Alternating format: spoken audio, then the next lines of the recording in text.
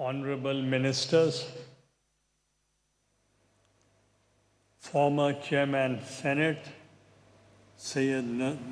Syed Bukhari Saab, Deputy Speaker, National Assembly, Excellencies, representatives of armed forces, dear children, ladies and gentlemen, Assalamu alaikum.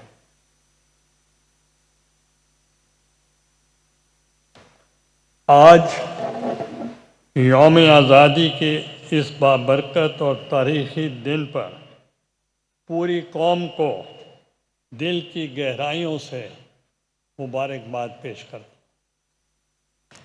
14 اگست کے اس بابرکت تاریخی دن ایک محض تاریخ نہیں، یہ ایمان، آزادی، خود مختاری، جمہوریت اور قومی عزم کی علامت ہے۔ یہ اس جدوجہد کی یاد دلاتا ہے جو برِ صغیر کے مسلمانوں نے اپنے تشخص، حقوق اور ایک آزاد وطن کے حصول کے لیے کی۔ قائد اعظم محمد علی جناح کی بے مثال قیادت، مسلمانان برِ صغیر کی قربانیوں اور تحریک پاکستان کے کارکنوں کی جدوجہد نے پاکستان کو دنیا کے نقشے پر ایک آزاد اور خود مختار ریاست کی صورت میں متعارف کرایا۔ آج ان لاکھوں بزرگوں، ماؤں، بہنوں، بچوں اور نوجوانوں کو خراج عقیدت پیش کرتے ہیں جنہوں نے ہجرت کی بار بار چھوڑا اور آزادی کی خاطر قربانیاں دی۔ ہم پاکستان کے مسلح افواج، قانون نافذ کرنے والے اداروں اور ان تمام شہداء کو بھی سلام پیش کرتے ہیں جنہوں نے وطن کی سلامتی، سرحدوں کے دفاع، امن اور خود مختاری کے لیے اپنی جانوں کا نذرانہ پیش کیا۔ ان قربانیاں ہماری قومی تاریخ کا روشن باب ہیں اور ہمیشہ ہمارے لیے مشعل راہ رہیں گی۔ ہماری بہادر افواج نے قیام پاکستان سے لے کر آج تک ہر مشکل گھڑی میں قوم کا ساتھ دیا اور دہشت گردی کے خلاف جنگ میں بے مثال قربانیاں پیش کی۔ سرحدوں کی حفاظت، داخلی سلامتی کا چیلنج ہو یا قدرتی آفات کے دوران قوم کی مدد، پاکستان کے مسلح افواج نے ہمیشہ نظم و ضبط، پیشہ ورانہ صلاحیت، شجاعت اور قومی خدمت کی روشن مثال قائم کی ہے۔ ہم اپنے شہداء اور غازیوں کو خراج تحسین پیش کرتے ہیں اور ان کے اہل خانہ کی قربانیوں کو بھی سلام پیش کرتے ہیں۔ قوم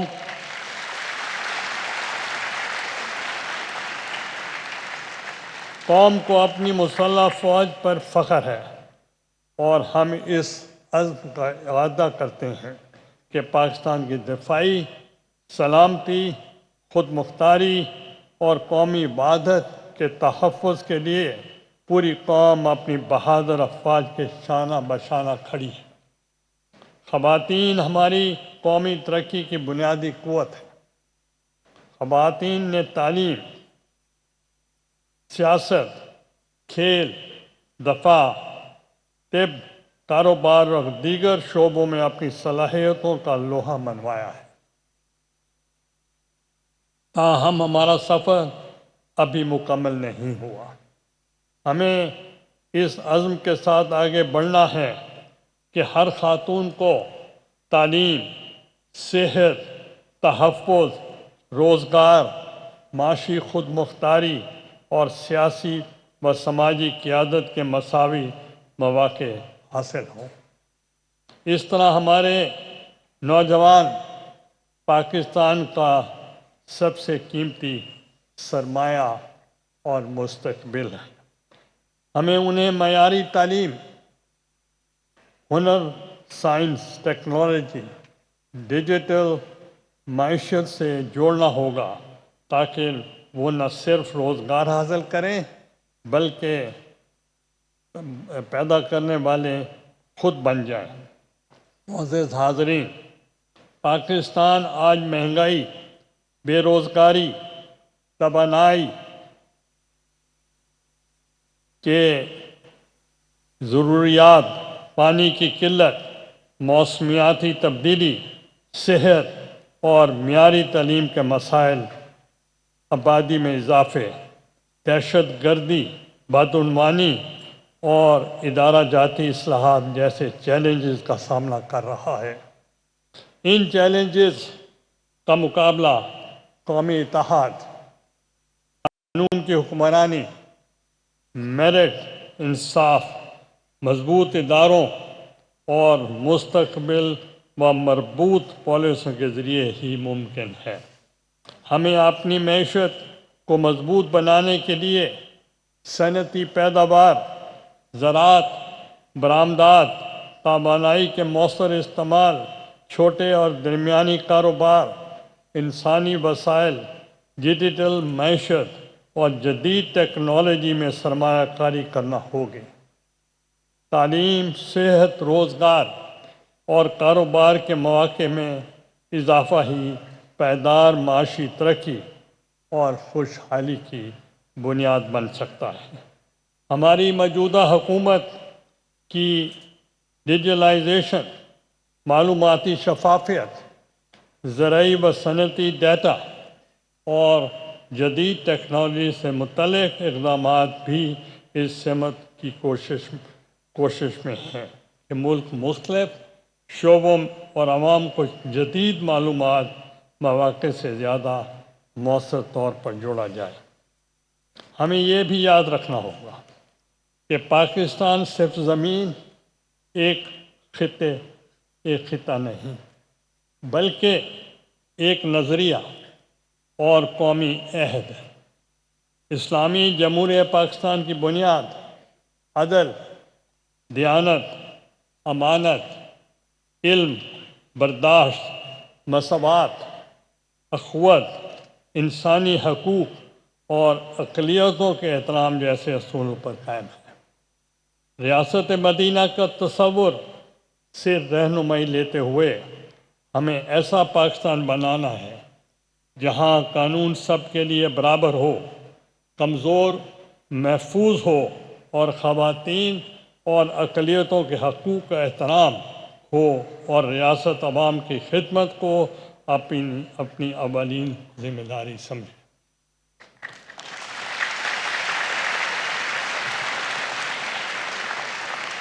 ہماری قومی یکجہتی ہمارے سب سے بڑی طاقت ہے۔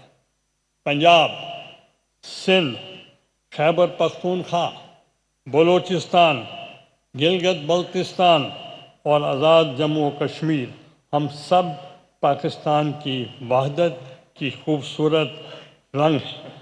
ہماری مختلف زبانیں، ثقافتیں، روایات اور علاقائی شناختیں ہماری کمزوری نہیں بلکہ ہماری مشترکہ قومی طاقت ہے۔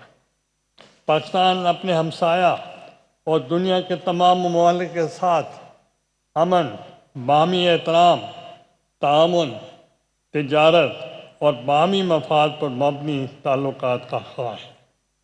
پاکستان نے ہمیشہ امن، تعاون اور باہمی احترام پر مبنی تعلقات کو فروغ دیا ہے۔ پاکستان نے حالیہ برسوں میں عالمی سطح پر ایک ذمہ دار، امن پسند اور فعال ملک کے طور پر اپنی شناخت کو مزید مستحکم کیا ہے۔ ایران امریکہ تنازع کے دوران پاکستان کی بروقت اور مؤثر سفارت کاری نے نہ صرف خطے کو خطرناک جنگ سے بچایا بلکہ عالمی امن و استحکام کو یقینی بنانے میں فیصلہ کن کردار ادا کیا ہے۔ پاکستان نے دونوں فریقین کو مذاکرات کی میز پر لا کر جنگ بندی اور خطرناک بگاڑ پھیلاؤ کو روکنے میں کامیابی حاصل کی، جس سے دنیا بھر میں یہ پیغام گیا ہے پاکستان امن کا علمبردار ہے اور عالمی امن کے لیے عملی اقدامات کرتا ہے۔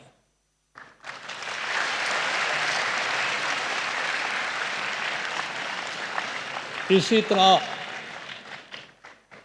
مکہ دفاعی معاہدہ پاکستان کا ایک شاندار سفارتی اور اسٹریٹجک کامیابی ہے، جس نے خطے میں تعاون، اعتماد اور مشترکہ سلامتی کے لیے نئے باب کھولے۔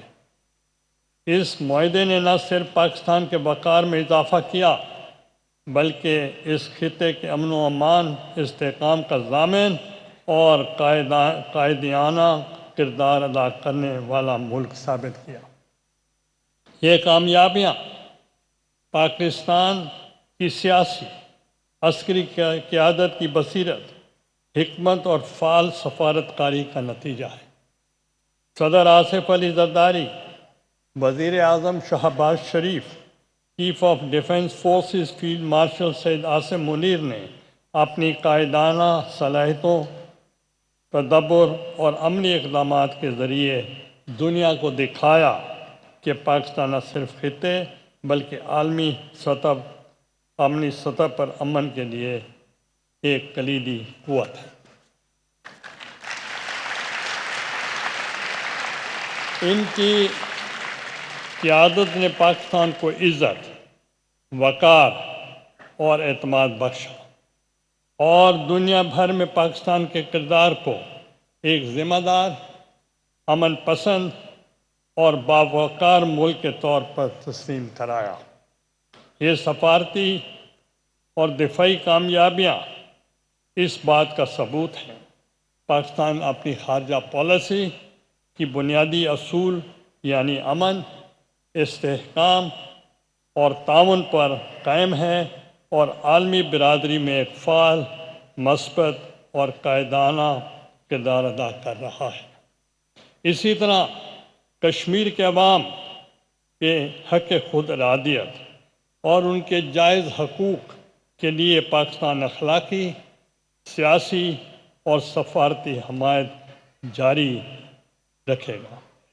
فلسطین کے مظلوم عوام کے لیے بھی پاکستان انصاف، آزادی اور خود مختاری اور ایک آزاد فلسطینی ریاست کے حق میں اپنی آواز بلند کرتا رہے گا۔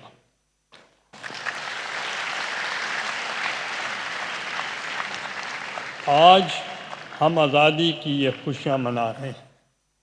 ہمیں یہ بھی عہد کرنا ہے کہ ہم اپنے وطن کو ایک مضبوط، خوشحال، پرامن، جمہوری اور باوقار ملک بنائیں گے۔ پاکستان نے زراعت، صنعت، دفاع، تعلیم، صحت، سائنس و ٹیکنالوجی، کھیل اور دیگر شعبوں میں نمایاں کامیابی حاصل کی ہے۔ ہمارے پاس باصلاحیت نوجوان، محنتی عوام، قدرتی وسائل اور بے پناہ مواقع موجود ہیں۔ ضرورت صرف اس امر کی ہے ہم قومی مفاد کو ذاتی اور سیاسی اختلافات سے بالاتر رکھیں، آئین اور جمہوری اداروں کو مضبوط کریں اور ترقی کے سفر کو تسلسل دیں۔ پاکستان ایک تاریخ گواہ ہے۔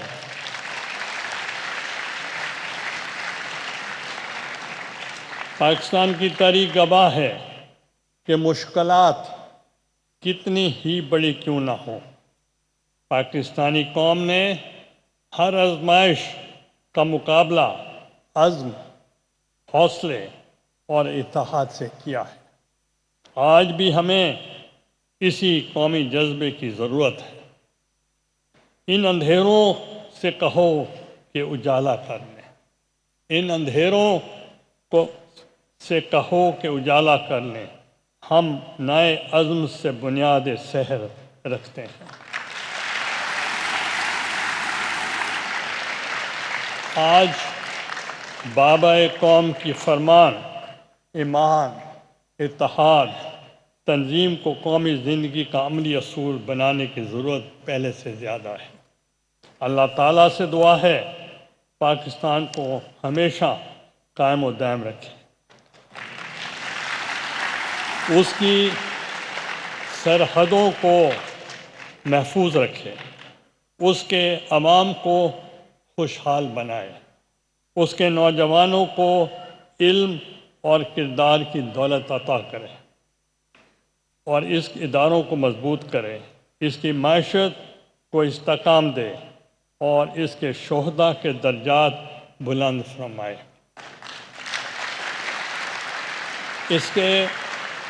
اس کے غازیوں کو سلامت رکھے اور وطن کو امن، ترقی، انصاف اور رحمت کا گہوارہ بنا دے۔ یہ وطن امانت ہے، یہ آزادی نعمت ہے، یہ پرچم عزت ہے اور قوم کی طاقت ہے اور پاکستان کی امید کا نام ہے۔ پاکستان کی تاریخ مشکلات، آزمائشوں اور کامیابیوں کا حسین امتزاج ہے۔ اس سرزمین میں جنگوں کا سامنا کیا، قدرتی آفات برداشت کی، دہشت گردی کے اندھیروں کو چیلنج کیا، معاشی دباؤ دیکھے، مگر ہر دفعہ پاکستانی قوم نے نئے عزم کے ساتھ اٹھ کر ثابت کیا پاکستان ایک زندہ، بہادر